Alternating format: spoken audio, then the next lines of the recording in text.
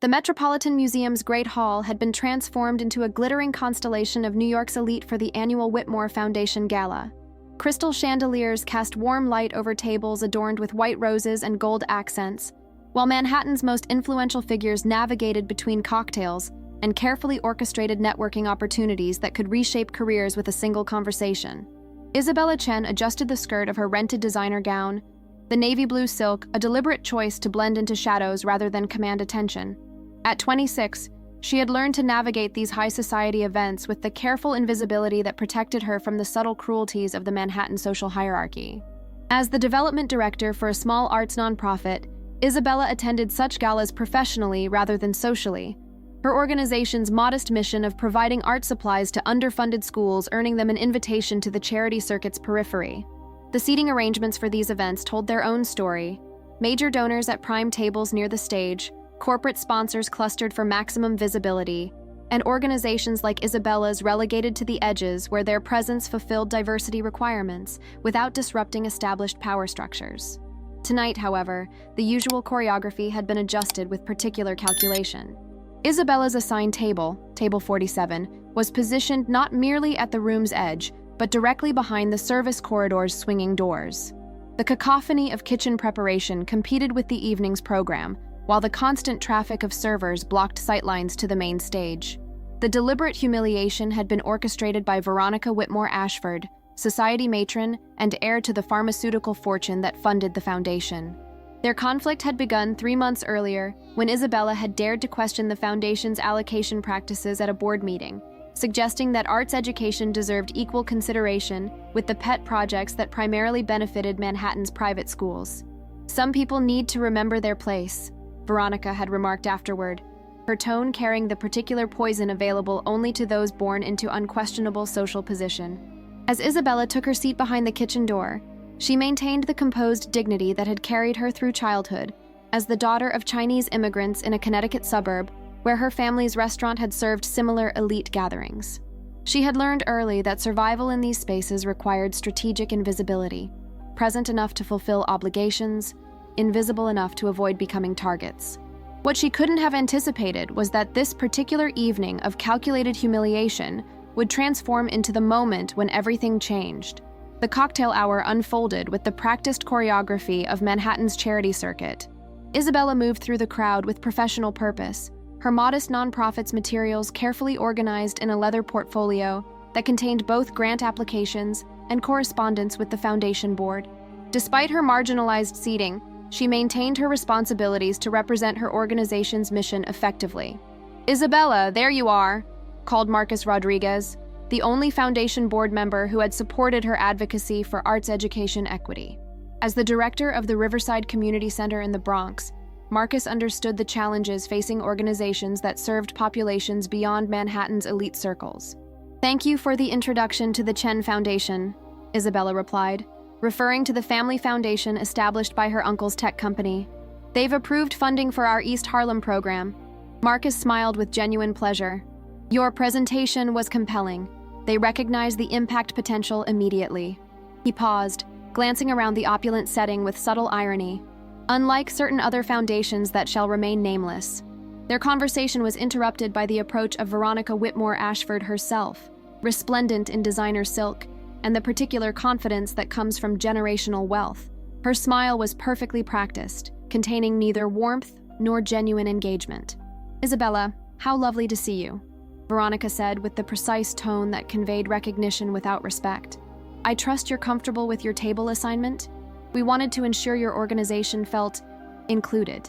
The deliberate pause before included, combined with the knowing smile that suggested awareness of Table 47's insulting placement, confirmed that Isabella's seating had been strategically calculated rather than accidentally overlooked.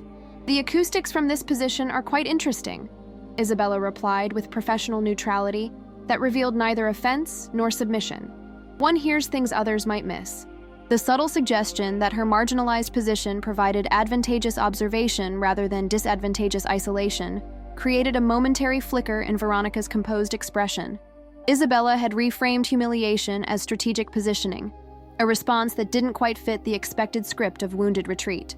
Before Veronica could recalibrate her approach, the evening's program was announced. As the crowd moved toward assigned seating, Isabella made her way to table 47, past the kitchen doors that would intermittently swing open throughout the evening, releasing bursts of cooking sounds and serving staff.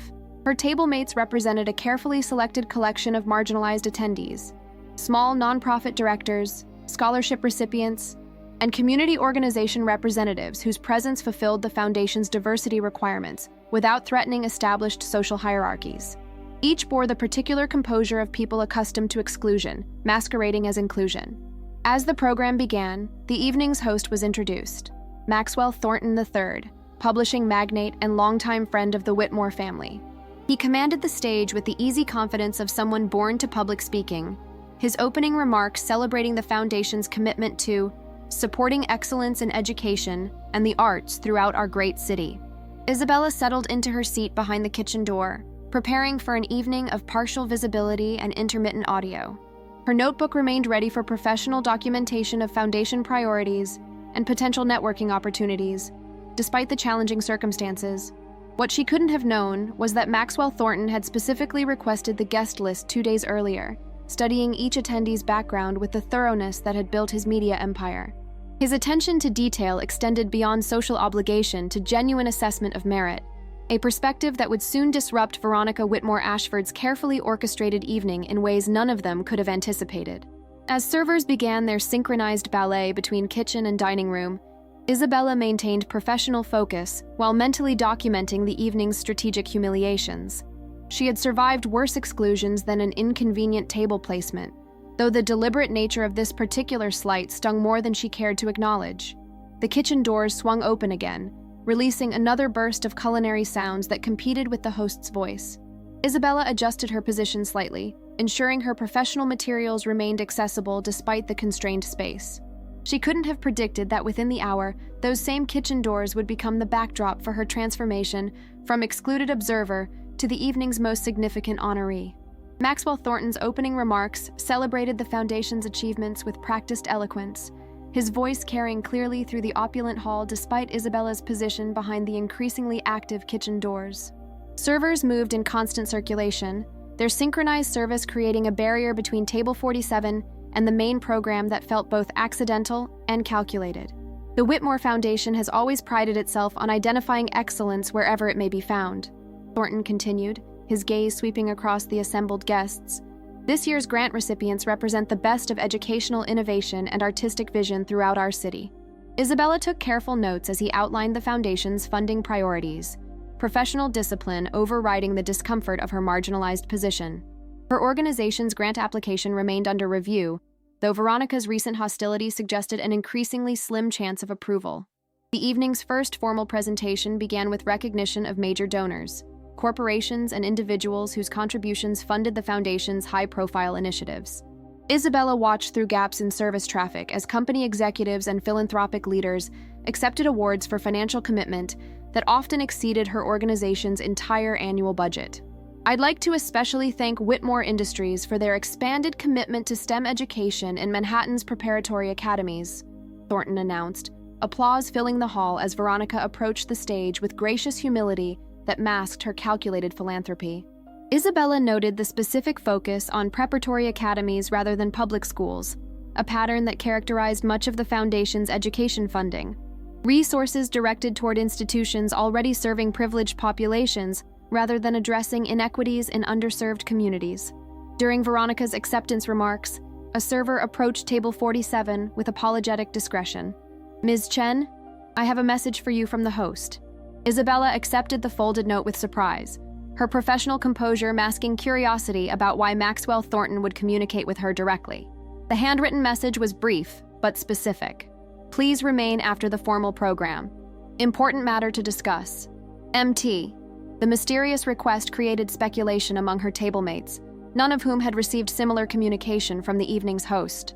Isabella tucked the note into her portfolio, maintaining professional focus on the continuing program while privately wondering what matter might require private discussion.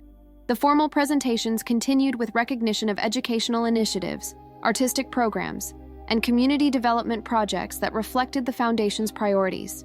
Isabella documented each announcement, her professional responsibility unchanged despite her organization's uncertain standing with the foundation board. As the program approached its conclusion, Thornton returned to the podium for final remarks. "Before we conclude this evening's celebration," he began, his tone shifting to something more personal than previous formal announcements, "I'd like to address a matter that requires correction. The unexpected deviation from standard gala programming created immediate attention throughout the hall. Conversations paused as guests focused on the stage, curiosity overriding social networking priorities. Occasionally," Thornton continued, "circumstances arise that test our commitment to the values we claim to uphold. This evening has presented such a circumstance." Isabella felt a strange anticipation as Thornton's gaze seemed to search the assembled crowd. The kitchen doors swung open again, servers emerging with dessert preparations that created temporary obstruction to her view of the stage. "It has come to my attention," Thornton's voice carried clearly despite the service activity, "that certain seating arrangements this evening were designed to exclude rather than include worthy participants in our mission." The pointed reference to seating arrangements caused a ripple of awareness through the gathered guests, many beginning to look around with new assessment of table placements and social positioning they had previously accepted without question. Isabella's heart rate increased as she recognized the potential direction of Thornton's remarks.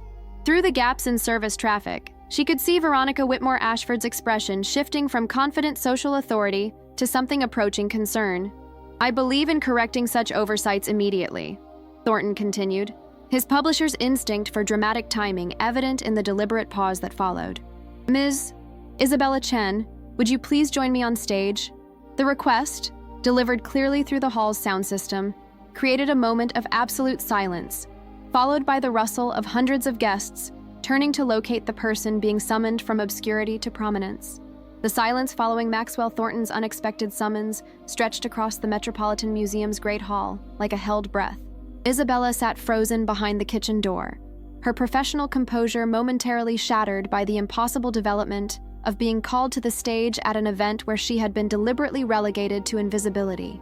Around table 47, her fellow marginalized attendees stared at her with expressions ranging from confusion to dawning excitement. Marcus Rodriguez, visible from his position across the hall, was already rising from his seat with an enormous grin spreading across his face. "Ms. Chen?" Thornton's voice carried gently but clearly through the sound system. "I believe you're seated behind the service area. Please join me when you're ready." The public acknowledgement of her humiliating table placement, not ignored but explicitly recognized as inappropriate, created a ripple of awareness throughout the assembled guests. Conversations began in hushed tones as Manhattan's elite suddenly became conscious of seating arrangements they had previously accepted without consideration. Isabella's hands trembled slightly as she gathered her portfolio and rose from her chair. The walk from table 47 to the stage required navigating the entire length of the hall, past tables of influential guests who now watched her progress with varying expressions of curiosity, confusion, and calculation. Veronica Whitmore Ashford remained seated at table 1, her practiced social composure intact, but her knuckles white where they gripped her champagne flute. The deliberate humiliation she had orchestrated was transforming into public spectacle, though not the type she had intended. As Isabella moved through the crowd, she passed tables of people who had never acknowledged her existence at previous galas. Corporate executives whose companies donated millions, socialites whose names graced museum wings, politicians whose favor determined foundation funding priorities. Now they watched with the particular attention reserved for unexpected drama at carefully choreographed events. The kitchen door swung open as she passed, revealing glimpses of the service area where staff prepared dessert presentations. Several servers paused in their work to observe this unusual disruption to gala protocol, the young woman from the marginalized table being summoned to center stage. Maxwell Thornton waited at the podium with patient authority, his expression combining professional warmth with something deeper, perhaps righteous anger at the treatment he had apparently witnessed.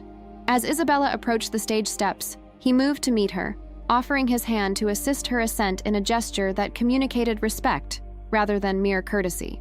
"Ladies and gentlemen," he addressed the assembled crowd as Isabella joined him at the podium, "I'd like you to meet Isabella Chen, director of the Arts Access Initiative, an organization that has transformed arts education in 17 New York public schools over the past 4 years." The introduction, delivered with genuine enthusiasm rather than obligatory recognition, immediately recontextualized Isabella's presence at the gala. Not a charity case or diversity requirement, but a professional peer whose work deserved acknowledgement. "Ms.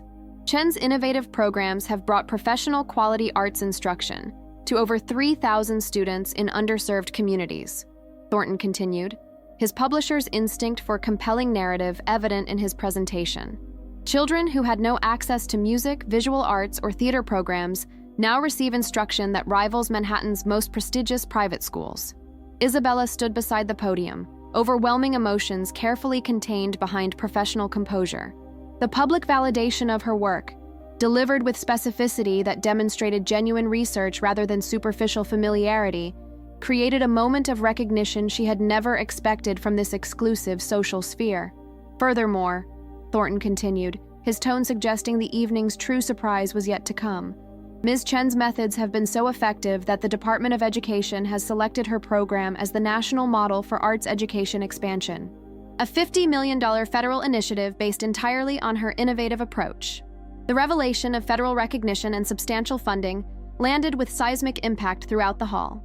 Conversations erupted in hushed tones as guests reassessed the young woman they had overlooked, the person seated behind the kitchen door, who had apparently achieved something none of them had been aware of.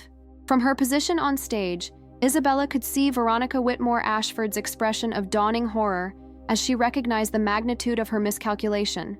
The person she had deliberately humiliated through seating arrangements was not just another struggling nonprofit director, but someone whose professional achievements exceeded those of most foundation board members.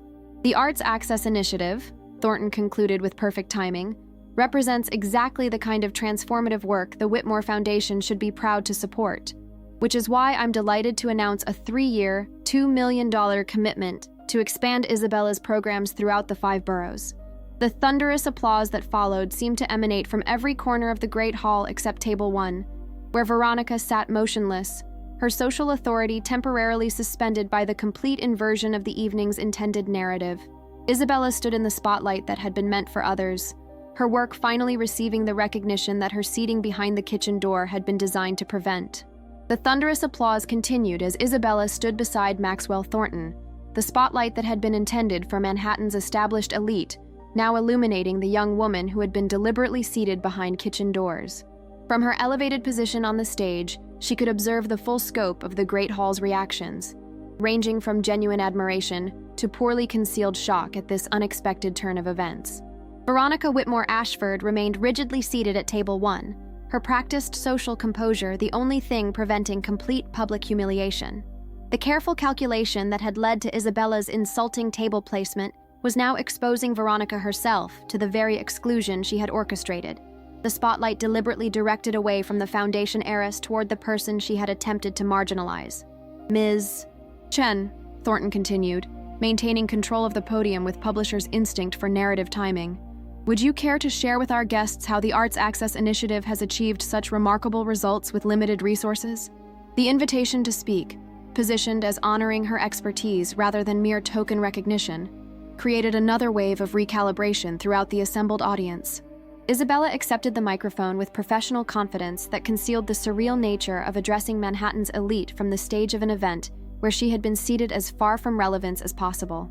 "Thank you, Mr. Thornton," she began, her voice steady despite the emotional complexity of the moment.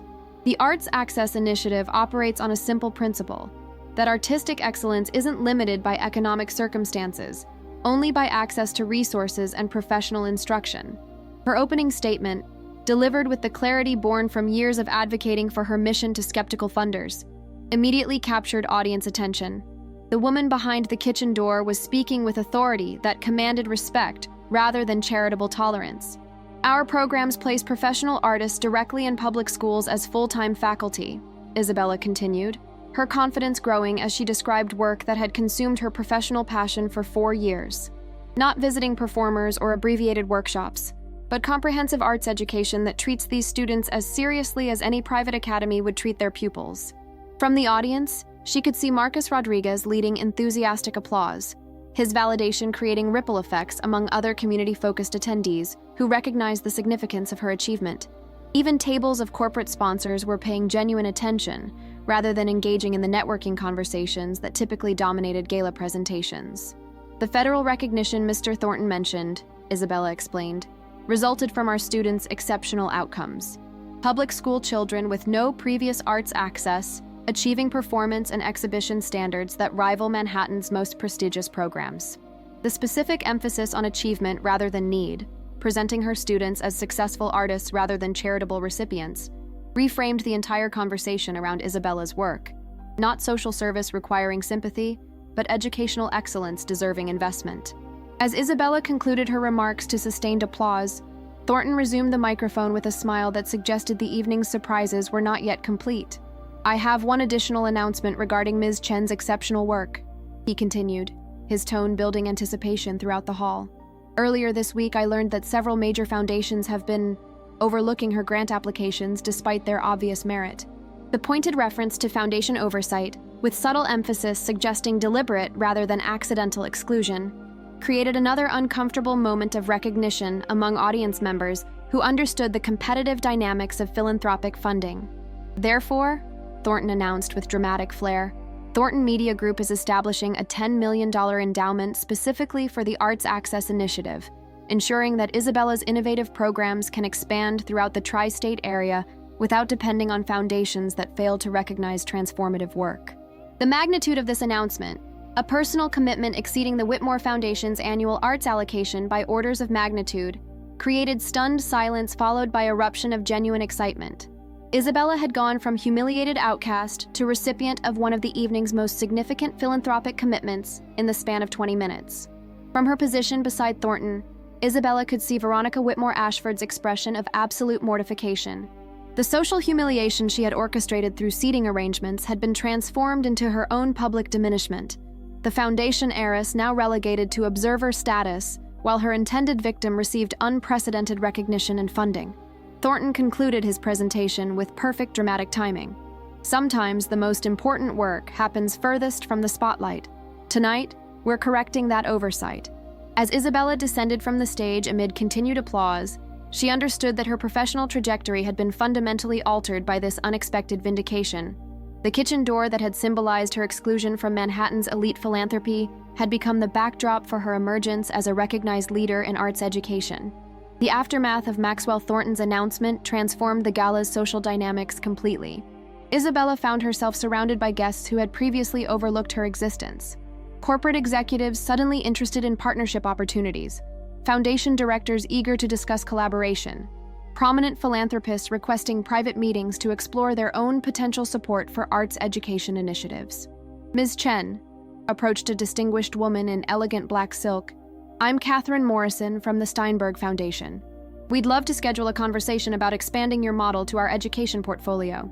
Similar introductions multiplied as Isabella navigated through the crowd that had minutes earlier paid her no attention whatsoever. Business cards were pressed into her hands, invitations extended, professional connections offered with the breathtaking speed that characterizes Manhattan networking when someone's status undergoes dramatic elevation. Through the social whirlwind, Isabella maintained professional composure while mentally documenting the stark contrast between her current treatment and the calculated invisibility she had experienced just an hour earlier. The same people now competing for her attention had previously engaged in conversations around her as though she were furniture rather than a fellow professional.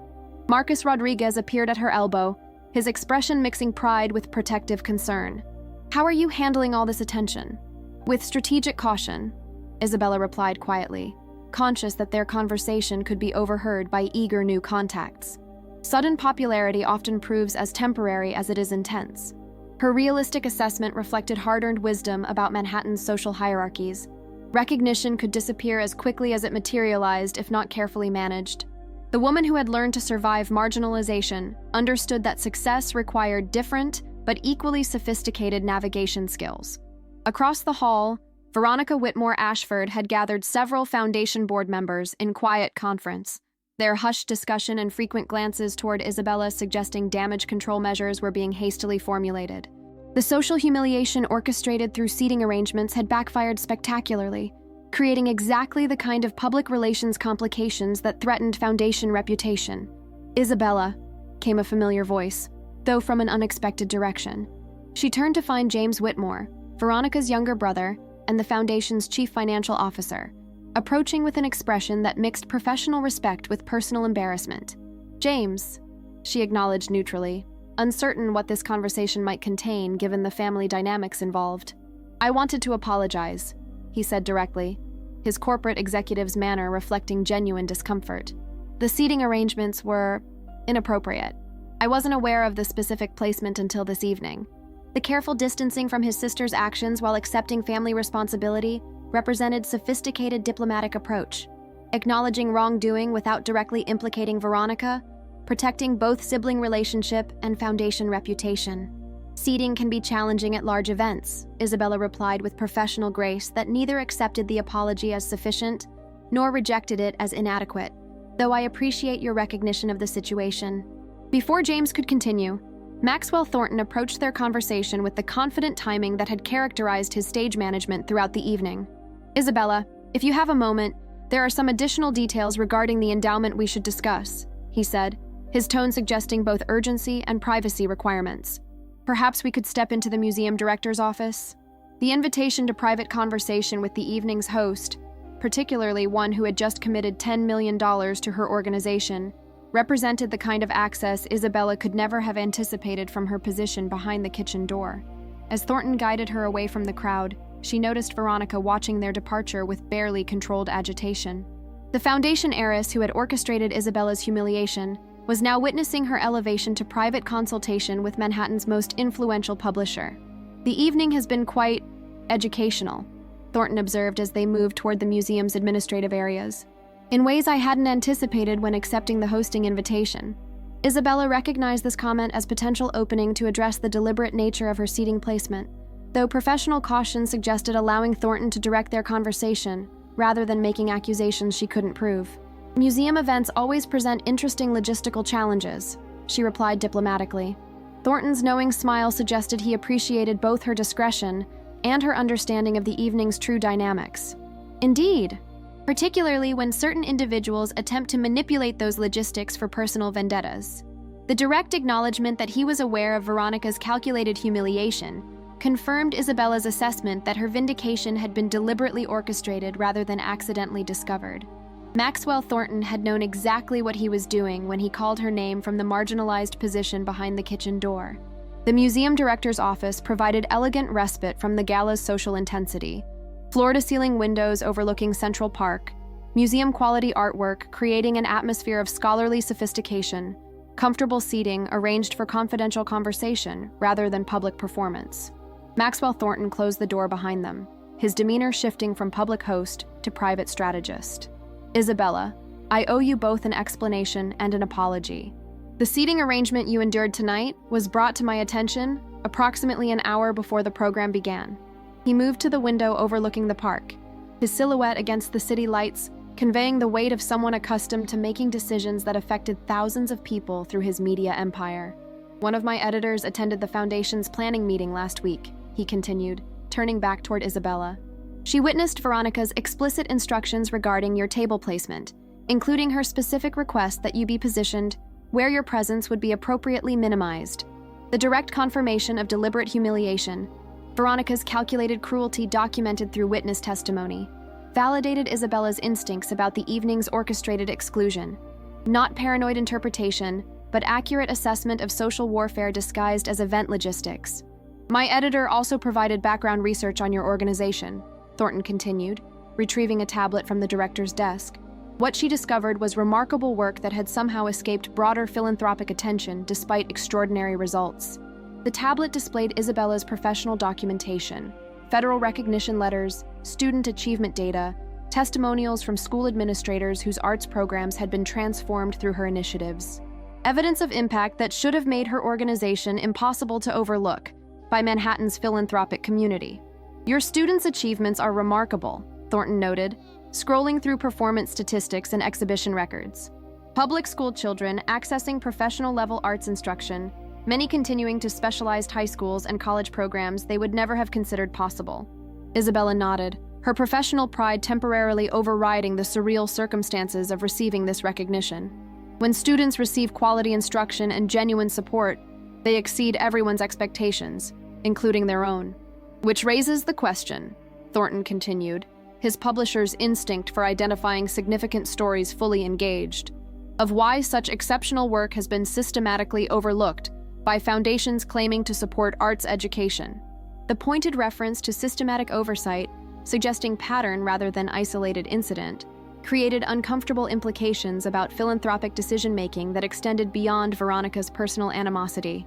Isabella chose her response carefully, professional discretion balanced against truth-telling that this moment seemed to require. Arts education for underserved populations sometimes receives less attention than programs serving populations already advantaged by economic circumstances. The diplomatic phrasing acknowledged systemic inequity without directly accusing specific foundations, though the implication remained clear to anyone familiar with philanthropic funding patterns.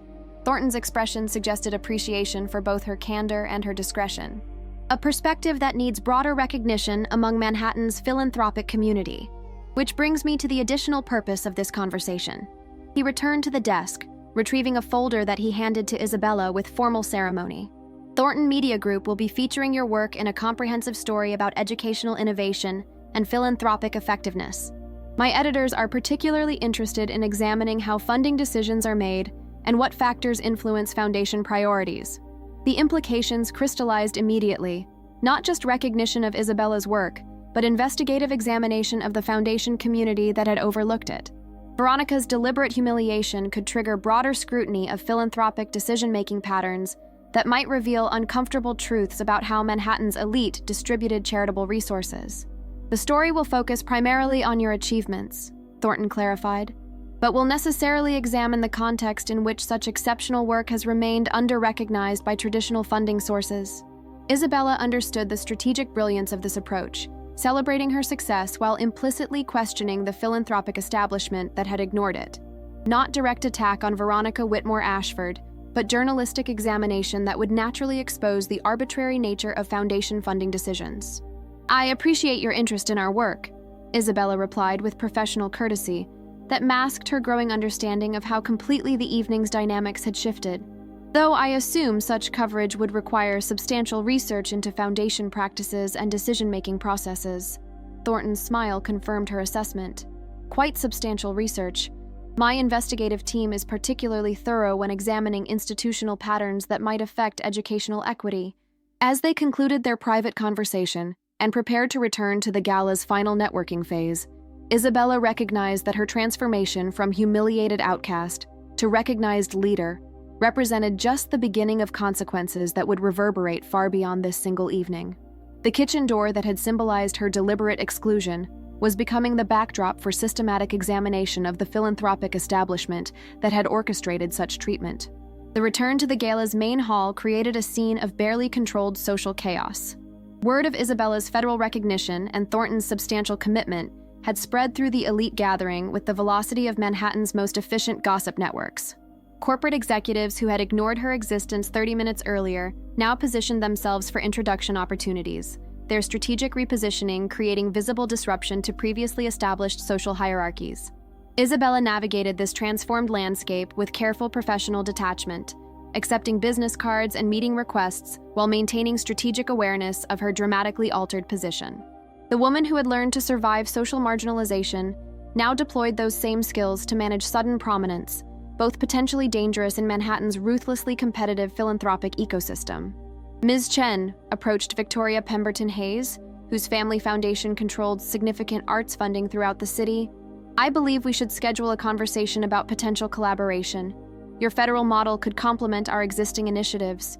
The strategic pivot, from previous indifference to enthusiastic partnership interest, represented typical Manhattan social recalibration when someone's value was suddenly recognized.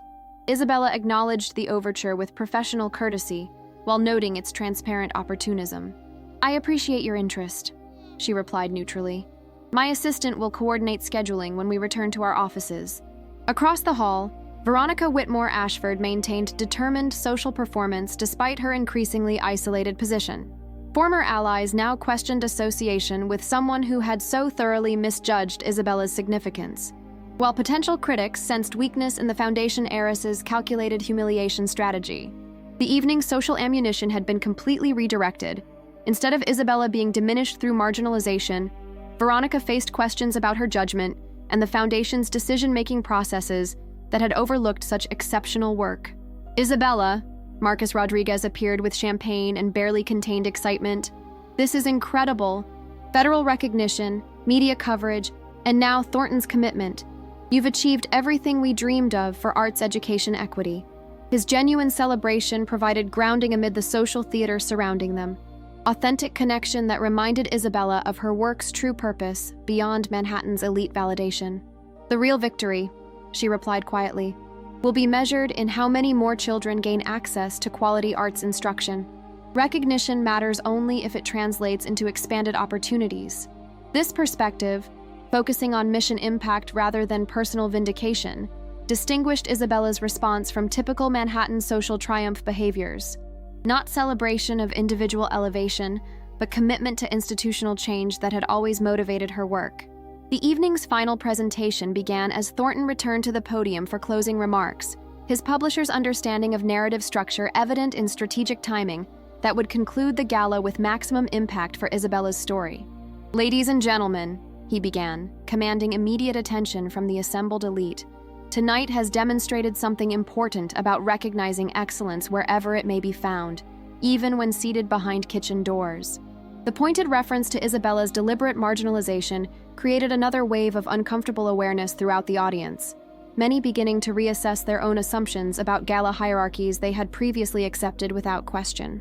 "The Whitmore Foundation has claimed commitment to educational equity," Thornton continued, his tone carrying subtle but unmistakable criticism, "yet somehow failed to identify the most innovative arts education program in the city, one operating in their own geographic area.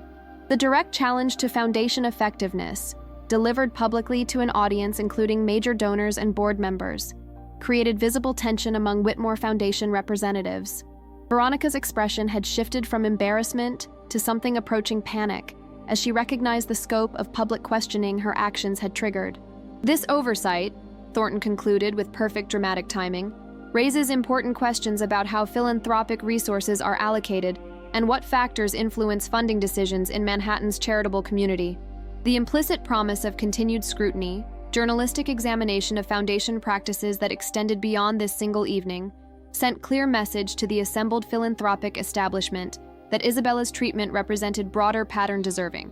Investigation."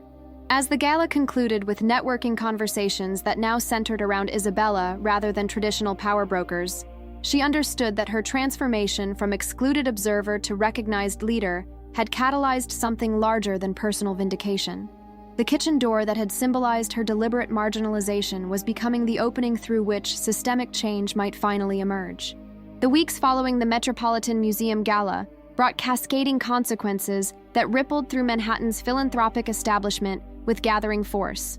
Isabella's Arts Access Initiative became the subject of national media attention, with feature articles in the New York Times, Washington Post, and Education Weekly examining both her innovative program design and the systemic oversight that had allowed such exceptional work to remain underfunded. Maxwell Thornton's journalistic investigation proceeded with methodical precision, his media empire's resources deployed to examine foundation funding patterns throughout New York City. The story developing through this research revealed uncomfortable truths about how philanthropic decisions were made. Personal relationships, social standing, and institutional biases often determining resource allocation more significantly than actual program effectiveness. Isabella maintained professional focus on her expanded responsibilities while navigating the intense scrutiny that accompanied sudden prominence.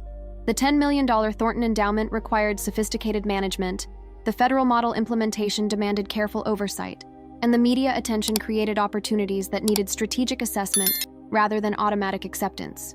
17 additional foundations have submitted funding proposals, reported Sarah Kim, Isabella's newly hired grants coordinator, during their Monday morning strategy meeting. Everything from full program partnerships to travel budget support. The sudden abundance of funding interest, from institutions that had previously rejected or ignored their applications, represented the predictable Manhattan recalibration when someone's value was dramatically reassessed by influential figures. "We need to maintain program integrity while expanding impact," Isabella noted, reviewing partnership proposals with the same analytical rigor she had always applied to resource allocation. Growth must serve students rather than simply satisfying funder interest. The disciplined approach to managing success reflected lessons learned during years of marginalization. Sustainability required strategic decision-making rather than reactive acceptance of all available opportunities. Her phone indicated an incoming call from an unexpected source. Veronica Whitmore Ashford, the foundation heiress whose calculated humiliation had initiated Isabella's dramatic vindication. "Isabella," Veronica began with carefully controlled tone that suggested significant internal struggle, "I believe we should discuss the misunderstandings that occurred at the recent gala." The euphemistic framing, reducing deliberate humiliation to misunderstandings, represented typical elite damage control language designed to minimize accountability while suggesting resolution through private negotiation. "I'm not aware of any misunderstandings," Isabella replied with professional neutrality. The seating arrangements were quite clear in their intention. Veronica's pause suggested recalibration of approach.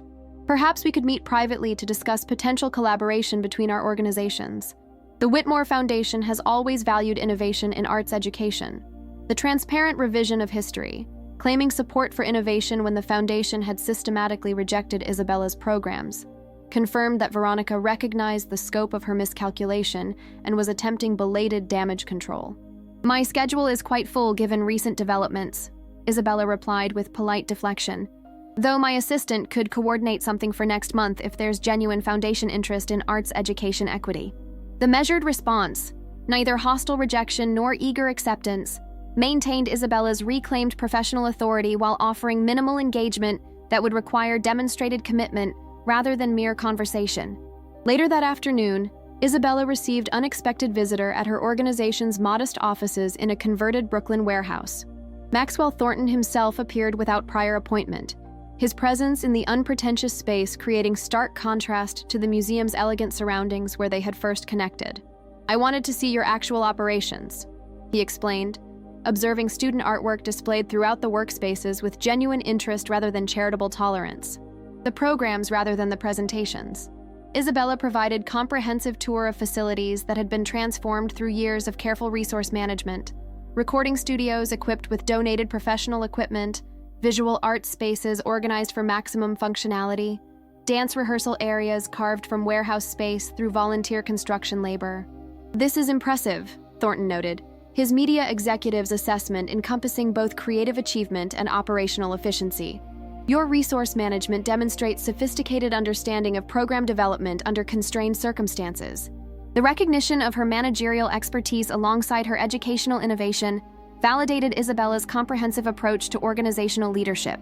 Not just passionate advocate, but skilled executive who had built sustainable systems that maximized impact despite minimal traditional funding.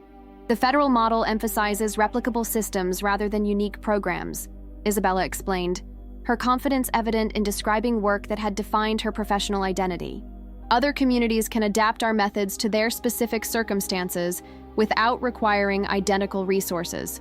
This scalability focus, designing solutions that could transcend local implementation to create systemic change, impressed Thornton with its strategic sophistication.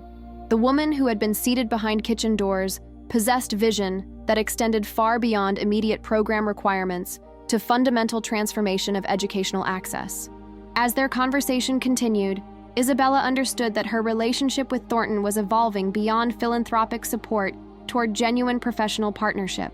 The publisher whose intervention had rescued her from deliberate humiliation was discovering someone whose capabilities exceeded even his initial assessment. 3 months after the Metropolitan Museum Gala, the philanthropic landscape of Manhattan had undergone significant restructuring.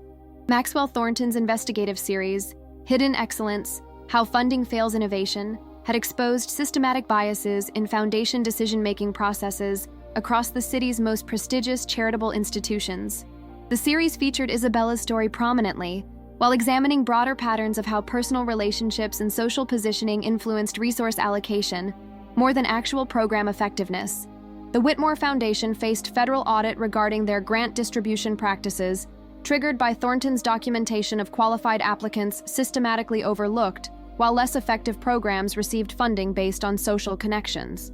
Veronica Whitmore Ashford had been quietly reassigned to advisory status, while professional grant administrators assumed operational control. Isabella's Arts Access Initiative had expanded to 43 schools across 3 boroughs, the federal funding and media attention creating avalanche of support from previously indifferent sources. Her Brooklyn warehouse headquarters had been replaced by professional offices in Midtown Manhattan, though she had insisted on maintaining the community-focused culture that had always defined her organization. "The Senate Education Committee has requested your testimony next week," Sarah Kim informed her during their Monday strategy session, reviewing correspondence that had arrived over the weekend regarding arts education policy at the federal level. The invitation to congressional testimony represented recognition that extended far beyond Manhattan's social circles to national policy influence. Isabella had transformed from excluded observer behind kitchen doors to expert witness shaping federal education initiatives. "Senator Williams specifically mentioned your federal model as potential template for nationwide implementation," Sarah continued, highlighting another letter from the committee staff. Full funding authorization could reach $500 million over 5 years. The magnitude of potential federal commitment reflected how completely Isabella's professional trajectory had been altered by her vindication at the museum gala. Not just personal recognition, but systemic change that could reshape arts education access throughout the country. Her phone buzzed with secure notification. Message from Maxwell Thornton requesting immediate private meeting at his corporate offices. The urgency suggested developments beyond routine endowment administration or media coverage planning. Thornton's corner office at the Thornton Media Group Tower overlooked Manhattan's skyline, floor-to-ceiling windows providing panoramic view of the city whose elite establishment he had systematically exposed through his investigative series. When Isabella arrived, she found him reviewing documents that appeared far more substantial than typical publishing materials. "We have a situation," he began without preamble, his executive directness cutting through social pleasantries. "The Whitmore Foundation investigation has revealed additional information regarding their grant allocation processes." He handed Isabella a folder containing federal audit documents, financial analysis, and what appeared to be communication transcripts. "The foundation has been systematically excluding organizations that serve predominantly minority communities while favoring programs that benefit elite private institutions. The evidence was comprehensive and damning. Years of funding decisions that created clear pattern of discriminatory allocation, with Isabella's rejection representing part of broader institutional bias rather than isolated incident. The Department of Justice is considering civil rights investigation," Thornton continued, his media executive's understanding of legal implications evident in careful presentation.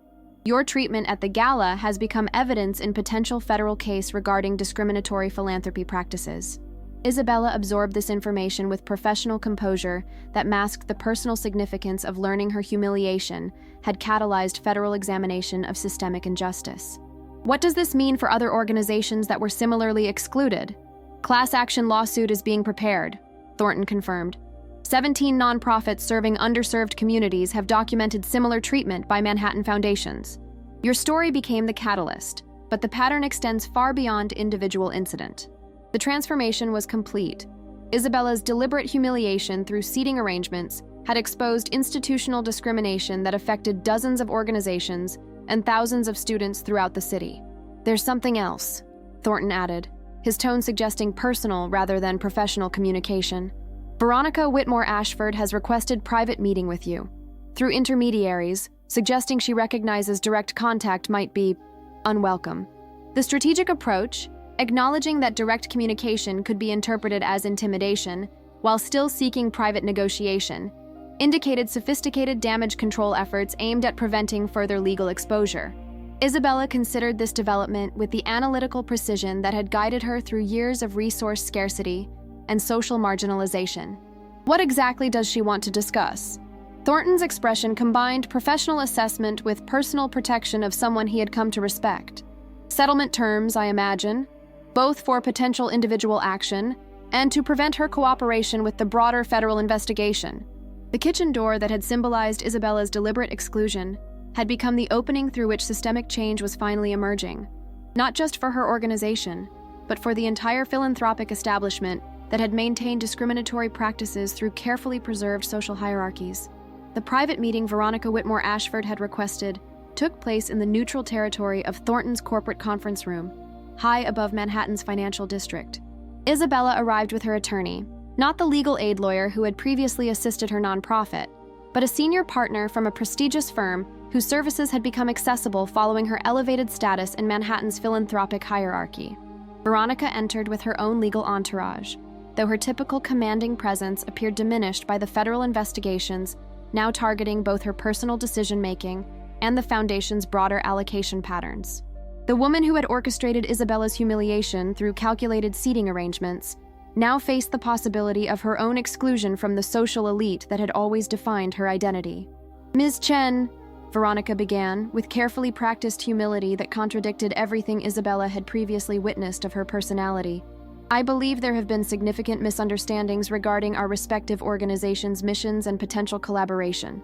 The euphemistic language, reducing documented discrimination to misunderstandings, represented sophisticated damage control, though her legal team's tense expressions suggested limited confidence in this diplomatic approach." Isabella maintained professional composure, neither hostile nor accommodating. "I'm unclear what misunderstandings you're referring to, Ms. Whitmore Ashford. The Foundation's decisions regarding our grant applications have been quite explicit. Perhaps previous applications didn't adequately communicate your program's exceptional qualities," Veronica suggested, her tone attempting conciliation while avoiding direct accountability. "With better understanding of your methods and outcomes, the Foundation would certainly reconsider funding opportunities." The transparent attempt to reframe systematic rejection as communication failure, rather than deliberate exclusion, demonstrated Veronica's recognition that her previous position was no longer defensible. Federal investigation had made denial of discriminatory patterns impossible. Isabella's attorney interjected with professional precision. "My client's applications were comprehensive and detailed.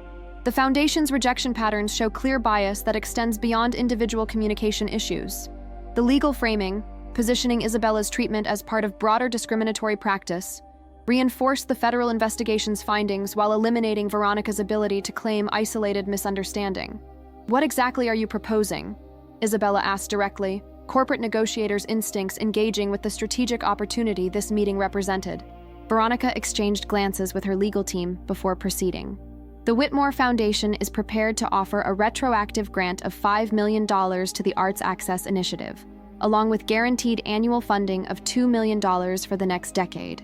The substantial financial offer, representing more resources than Isabella's organization had received in its entire previous existence, confirmed the magnitude of Veronica's legal vulnerability.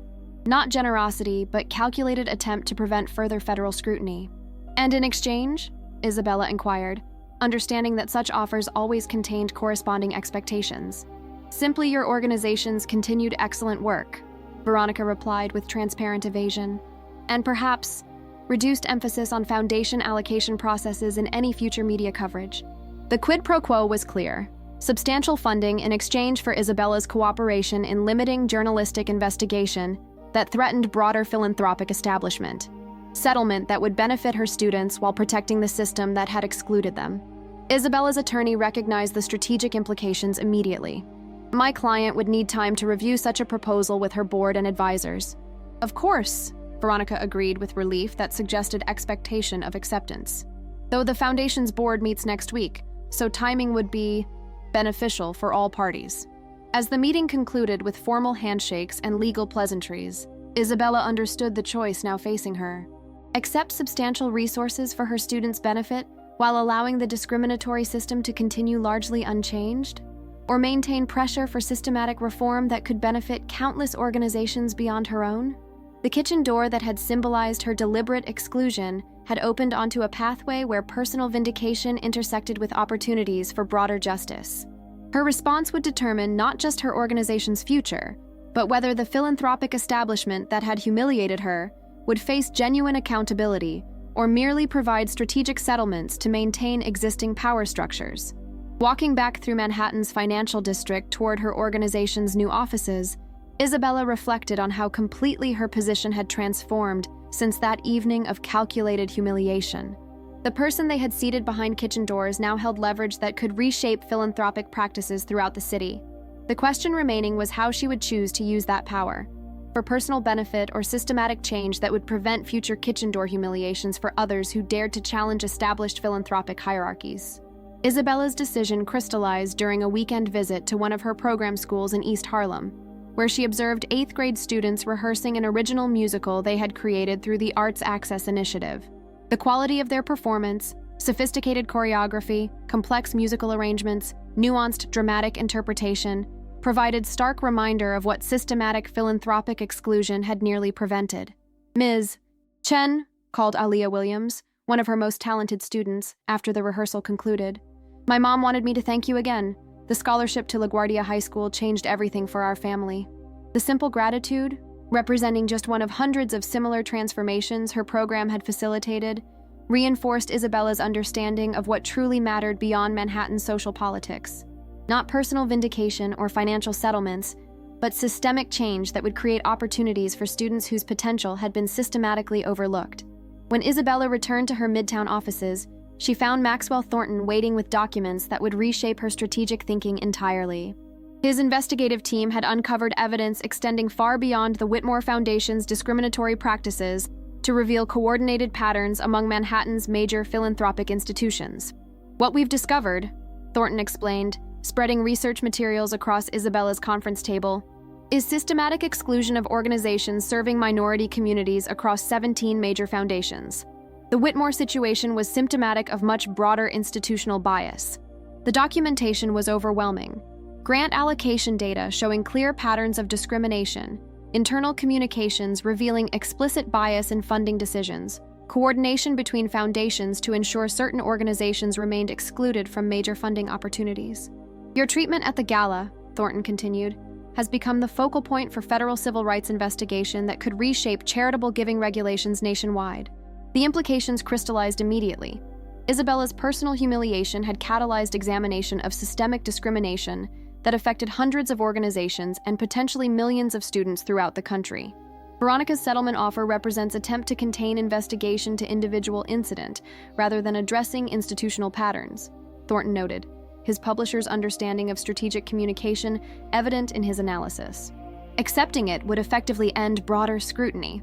Isabella absorbed this assessment while reviewing the evidence of systematic discrimination that extended far beyond her own experience. The kitchen door placement had been just one manifestation of philanthropic apartheid that maintained educational inequity through carefully orchestrated resource denial. What happens if I reject the settlement? She asked. Corporate strategists' mind engaging with complex decision that balanced immediate organizational benefit against broader social justice implications. The federal investigation continues, Thornton confirmed, potentially resulting in comprehensive reform of foundation oversight and accountability, but also uncertain timeline and outcomes that could affect your organization's ability to serve students during extended legal proceedings. The strategic dilemma was profound. Accept resources that would immediately benefit thousands of students while allowing discriminatory system to continue, or maintain pressure for systematic reform with uncertain outcomes that could delay program expansion? Isabella's assistant entered with urgent message from the Department of Justice. Federal prosecutors requested meeting regarding her potential testimony in the broader civil rights investigation. The government's interest confirmed that her story had transcended personal vindication to become evidence in systematic examination of philanthropic discrimination. As evening approached, Isabella stood at her office windows overlooking Manhattan's skyline, the city lights reflecting the complex power structures she had navigated from exclusion to influence. The kitchen door that had symbolized her deliberate marginalization had opened onto pathways she had never anticipated. Not just personal recognition, but potential catalyst for systemic change affecting educational equity nationwide. Her phone displayed 17 missed calls from foundation directors, 11 meeting requests from philanthropic consultants, and 3 interview requests from national media outlets. The woman who had been seated behind kitchen doors had become the focal point for national conversation about charitable giving and institutional accountability. The decision she made regarding Veronica's settlement offer would determine whether her transformation from excluded observer to recognized leader served individual benefit or broader justice for all organizations that had faced similar discrimination. The kitchen door had become a gateway to possibilities that extended far beyond her own vindication to fundamental reform of systems that determined educational access for millions of students throughout the country. Tomorrow, she would need to choose how that gateway would be used. The federal courthouse in Lower Manhattan had become the epicenter of what legal observers were calling the most significant challenge to philanthropic practices in decades.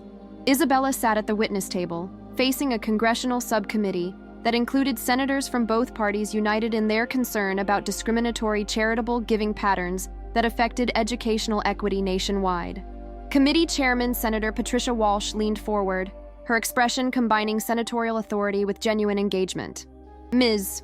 Chen, can you describe for the record the specific treatment you received at the Whitmore Foundation Gala that initiated this investigation? Isabella's testimony was measured and precise, corporate strategist skills deployed in service of legal documentation, rather than emotional vindication. I was deliberately seated behind the kitchen service area, a position designed to minimize my visibility and access to networking opportunities essential for nonprofit development. The clinical description of calculated humiliation, delivered without emotional embellishment but with specific detail, created powerful testimony that transcended individual grievance to illuminate systemic exclusion patterns. This placement, Isabella continued, represented culmination of 3 years of grant rejections despite documentation showing our program's exceptional outcomes exceeded those of funded organizations serving more privileged populations. Senator James Morrison, ranking minority member, consulted documents before asking, "The investigation has revealed similar patterns at 16 other Manhattan foundations. In your professional assessment, does this represent coordinated discrimination or coincidental oversight?" Isabella paused, recognizing the significance of her response to potential federal legislation. The consistency of exclusion patterns across multiple institutions, combined with documented communication between foundation officers, suggests systematic rather than accidental discrimination. Her testimony provided crucial professional perspective that elevated the investigation beyond isolated incidents to institutional accountability requiring federal intervention. In the gallery, Maxwell Thornton observed with publisher's appreciation for compelling narrative development. His investigative series had achieved exactly its intended impact, transforming Isabella's personal humiliation into catalyst for systematic examination of philanthropic discrimination. Veronica Whitmore Ashford sat with her legal team, her expression revealing recognition that federal testimony was beyond her capacity to influence through traditional social pressure tactics. The kitchen door humiliation she had orchestrated was now providing evidence for potential criminal charges regarding discriminatory charitable practices. "Ms. Chen," Senator Walsh continued, "how has this experience affected your organization's ability to serve students?" Isabella's response demonstrated the strategic sophistication that had impressed federal investigators. "The attention following the gala has provided resources that allowed us to expand from serving 300 students to over 2,000. However, systematic discrimination means hundreds of similar organizations continue facing exclusion from funding they deserve. The emphasis on broader impact rather than individual benefit positioned Isabella as advocate for institutional reform rather than personal vindication, perspective that strengthened congressional support for comprehensive philanthropic oversight legislation. As testimony concluded, Senator Walsh announced the committee's preliminary findings. Evidence presented today confirms systematic discrimination in charitable giving that affects educational access for underserved communities throughout the country. This committee will recommend comprehensive federal oversight of foundation practices and accountability measures, ensuring grant allocation based on program merit rather than social positioning. The announcement of federal legislation triggered immediate response from foundation representatives in the gallery. Years of self-regulated charitable giving would now face government oversight, requiring transparent, merit-based allocation processes. Isabella descended from the witness table amid sustained applause from gallery observers. Her transformation from humiliated gala attendee to federal witness complete. The kitchen door that had symbolized her deliberate exclusion had become the opening through which systematic change was finally emerging. Maxwell Thornton approached as she gathered her materials, his expression combining professional satisfaction with personal respect. "Remarkable testimony.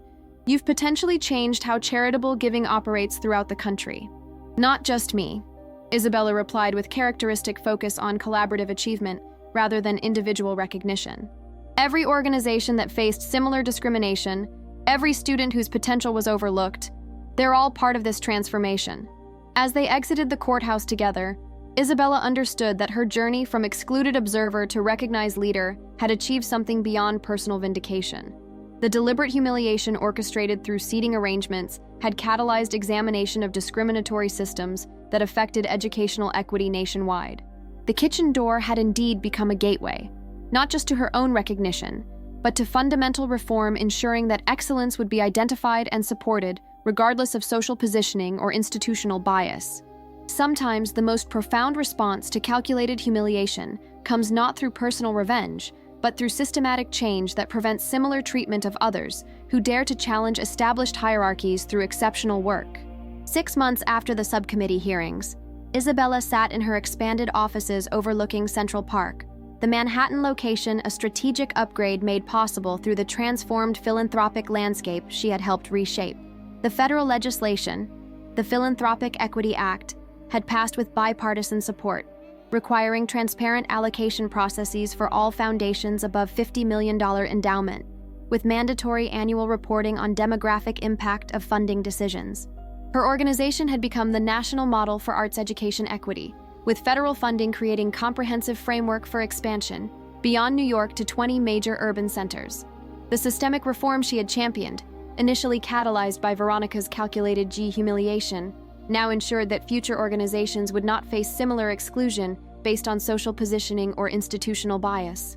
The Justice Department settlement with the Whitmore Foundation and 12 other Manhattan institutions required over $250 million in reparative funding to previously excluded nonprofits, with Isabella's initiativa receiving the largest individual allocation. Veronica Whitmore Ashford had resigned from all public philanthropy positions, her family's foundation now under federal oversight with professional administrators rather than social elite management. Isabella's relationship with Maxwell Thornton had evolved into strategic alliance, their partnership creating ongoing media examination of philanthropic practices. The Chen Thornton Equity Initiative had become a watchdog organization monitoring foundation compliance nationwide, ensuring the legal reforms translated into actual equity. Senator Walsh called personally, Sarah Kim reported during their weekly strategy meeting. The bill's implementation task force wants your input on monitoring protocols. She's mentioning your name for potential federal appointment to the Oversight Committee. The possibility of national policy influence represented the ultimate transformation from the woman seated behind kitchen doors to recognized leader shaping philanthropic reform. Her phone display indicated incoming call from an unknown number, the third that week from Veronica's legal team, still attempting private settlement negotiations despite federal oversight making such arrangements impossible. Isabella declined the call with practiced efficiency, focusing instead on more meaningful matters. A message from Thornton arrived. Private dinner tonight? Important development to discuss regarding the next investigative series. The strategic partnership that had begun with his dramatic gala intervention continued providing opportunities for both personal vindication and broader social justice. As afternoon sun illuminated her office, Isabella reviewed program expansion metrics. Thousands of students gaining access previously denied, arts programs transforming public schools one community at a time. The kitchen door that had symbolized deliberate exclusion had transformed into gateway for systemic change. Veronica's calculated humiliation had backfired spectacularly, creating the catalyst for national reform that addressed discrimination Isabella had experienced while raising awareness about educational equity on an unprecedented scale. When she accepted Thornton's dinner invitation later that evening, their conversation revealed developments that extended her transformation even further. "The president is considering nominating you for Undersecretary of Education," he explained over steak at one of Manhattan's most exclusive restaurants, focusing on equity and access initiatives. The possibility of executive branch appointment, direct influence over national education policy, represented profound vindication from her gala humiliation. "Your testimony and the resulting legislation have caught White House attention," Thornton continued. "They see you as someone who transformed personal exclusion into systemic reform." The irony was not lost on Isabella. The woman who had been deliberately seated behind kitchen doors was now potentially positioned to influence educational systems for millions of students nationwide. As dinner concluded, Thornton raised his glass in private toast to recognition earned through excellence, even when initially overlooked. Isabella met his gaze with the confidence earned through her journey to transformation possible when exclusion creates unexpected opportunities. The kitchen door had been the symbol of deliberate humiliation, but it had opened onto pathways that reshaped not just Isabella's professional trajectory, but national approaches to philanthropic equity and educational access. Her journey taught that sometimes the most powerful response to calculated exclusion comes not through personal confrontation, but through systematic excellence that forces recognition of value previously dismissed. The waiter who had acknowledged her when others deliberately overlooked her. Michael Johnson had completed his law degree and now led environmental compliance at a major corporate firm, their professional paths occasionally intersecting in meaningful collaboration. 1 year after that had forever altered Isabella's trajectory, She stood before a podium at the National Education Equity Conference in Washington, D.C.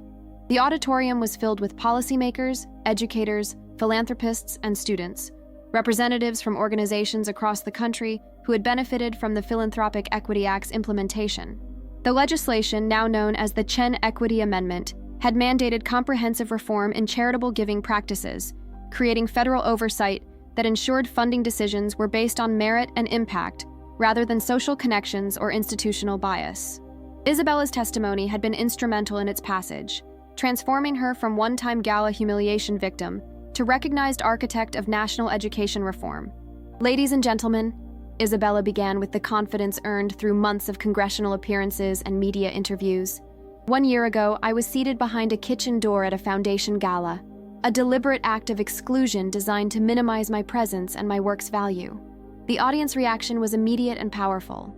Murmurs of empathy mixed with recognition of the symbolic story that had become synonymous with the national conversation about philanthropic discrimination. That moment of humiliation, Isabella continued, could have been the end of my story, but it became the beginning of something larger, a catalyst for examining systemic exclusion that affects arts education and beyond. She described the legislation's impact with precise data. In the past year, funding for programs serving underserved communities has increased 280%. Organizations previously marginalized have received over $1.2 billion in previously inaccessible resources. And most importantly, student participation in quality arts programs has expanded to over 3 million children nationwide. The auditorium erupted in applause. Her personal story of exclusion transformed into measurable national transformation. From the front row, Maxwell Thornton watched with the satisfaction of someone who had helped launch this remarkable journey. As Isabella concluded her keynote, the conference chairman approached the podium with a formal announcement. In recognition of her extraordinary contributions to educational equity, we are proud to present Isabella Chen with the National Education Leadership Award. The standing ovation that followed lasted 3 minutes, conference attendees rising in unified recognition of someone whose humiliation had become national inspiration.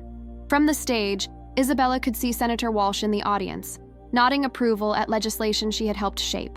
In a carefully prepared addendum to her prepared remarks, Isabella added, "While I accept this honor with gratitude, I must acknowledge that transformation began with simple acts of recognition. A journalist who saw value in overlooked work, a waiter who refused to participate in deliberate exclusion, and allies who stood when others remained silent." The pointed reference to Veronica's gala humiliation created renewed attention toward the philanthropic reforms, while subtly acknowledging Michael Johnson, now a successful environmental attorney who had provided expert testimony during congressional hearings regarding corporate compliance in education funding. As the conference concluded, Isabella received notification from her attorney. The federal settlement with the Whitmore Foundation had been finalized, requiring 5 years of mandatory funding for previously excluded organizations, including her own, plus comprehensive board restructuring to include representatives from marginalized communities. Veronica Whitmore Ashford herself had been compelled to testify before the congressional subcommittee, her admission of deliberate exclusion becoming a pivotal moment in creating public support for the legislation. The kitchen door that had symbolized Isabella's humiliation had become the metaphorical gateway through which she had not only achieved personal vindication, but catalyzed national transformation in philanthropic practices and educational equity. Her rejection of Veronica's settlement offer had required courage, trading immediate organizational benefit for broader systemic change. The result, comprehensive reform benefiting millions of students, proved the wisdom of that difficult choice. As Isabella departed the conference, surrounded by colleagues and allies whose work would now receive the recognition and resources it deserved, she understood that true power comes not from seeking revenge against those who humiliate us, but from transforming the systems that enable such humiliation in the first place. The waiter who had placed a plate before her first had served something far more significant than food, the simple acknowledgement that opened doors she had never imagined existed. 2 years after that fateful gala evening, Isabella Chen sat in her nonprofit's expanded offices overlooking Brooklyn's vibrant arts district. The Arts Access Initiative had grown into a national organization serving students in 32 states, with permanent gallery spaces in 5 major cities, showcasing student work that had earned recognition from institutions like the Smithsonian and the Getty Museum.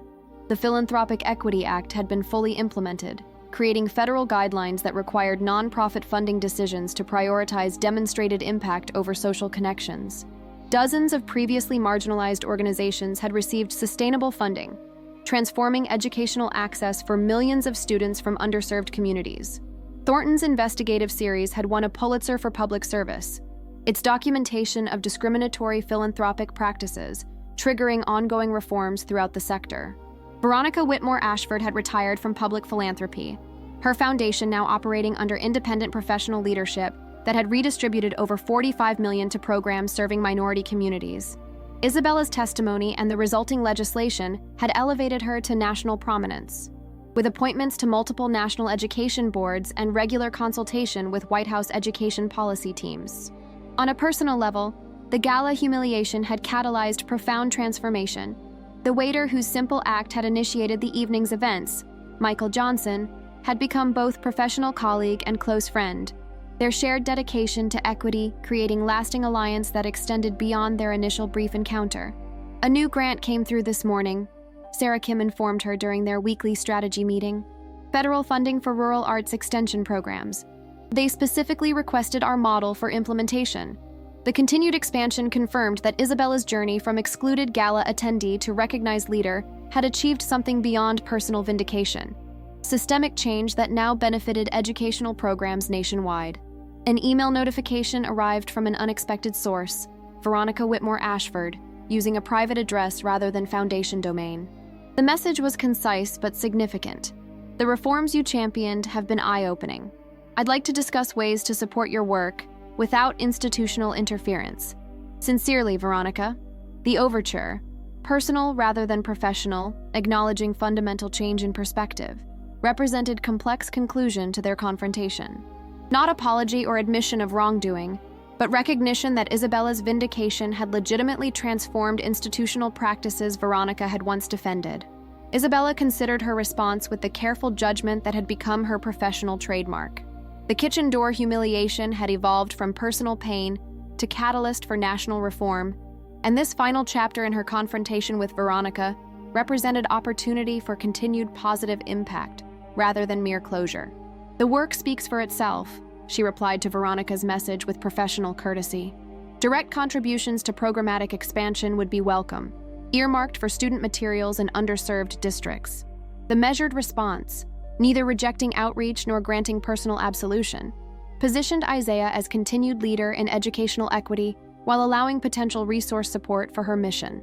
As afternoon light faded over Brooklyn, Isabella prepared for a student gallery opening, the first in their new facility, featuring work from children whose potential she had first recognized while seated behind that metaphorical kitchen door. The gala's moment of humiliation had transformed into something extraordinary. Not revenge against those who sought to diminish her, but elevation of work that mattered far beyond personal validation. Sometimes the most profound vindication comes from transcending humiliation through excellence that reshapes the systems that allowed it to occur. The kitchen door that had symbolized exclusion had become the opening through which Isabella had not only achieved recognition, but created lasting change for generations of students who would never face similar institutional bias. Her journey taught that responding to deliberate exclusion with strategic excellence creates possibilities far beyond individual vindication, transformation of entire systems that once sought to limit potential based on social positioning rather than demonstrated merit.